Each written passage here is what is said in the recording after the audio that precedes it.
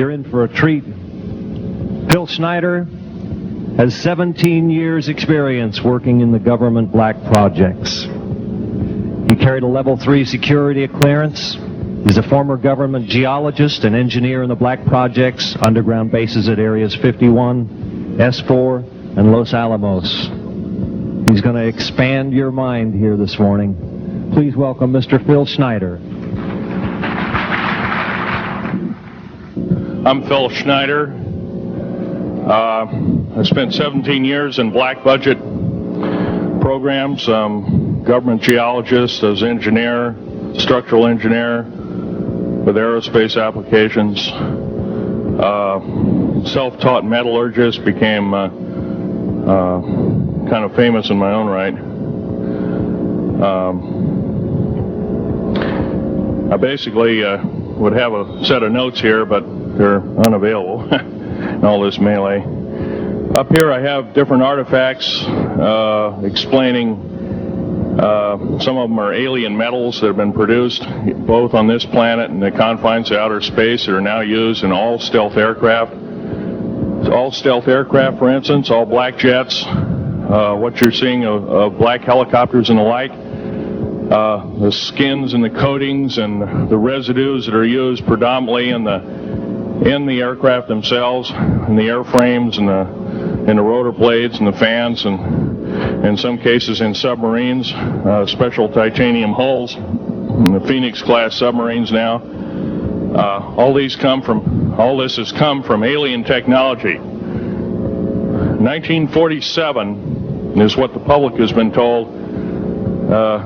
Something crashed in the backyard in New Mexico, a place called Roswell, New Mexico. Unfortunately, that's what the public's been told. The military's known about the alien question for the better part of 70 years, and they first saw their glimpse of what was going on as early as 1909 in the American Southwest. Now, Army cavalry evidently were chasing some bandits, and they entered this cave. They were holed up in a cave, and what they found in there was flying discs and little gray guys and all kinds of weird things, and they didn't know how to explain that, and they wrote them down as best they could, and it's been in secret archives ever since. And it's up down by the Truth or Consequences area of New Mexico. Well, the alien thing is more than just what I'd call a non-visible threat. We on the surface, first of all information dealing with alien or alien reproduced technology or alien reproduced vehicles or any other kinds of things well hidden from the American public. Our black budget, for instance, garners $1.023 trillion every 2 years. It's over $500 billion a year. Right now, there are 131 active deep underground military bases in the United States. There's 1,477 of them worldwide. Each one has an average cost of 17 to 19 billion dollars. Each one is built in the site. It used to it'd take a year to 2 years to build each one, and now they're capable of building a couple of them a year with sophisticated methods.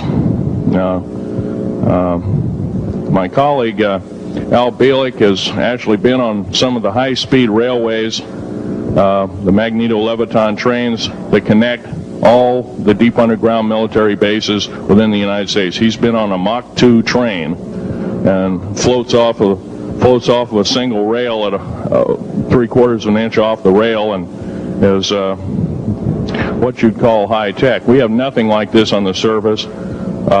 The public basically has been totally lied to. We're considered stupid or even moronic in some cases.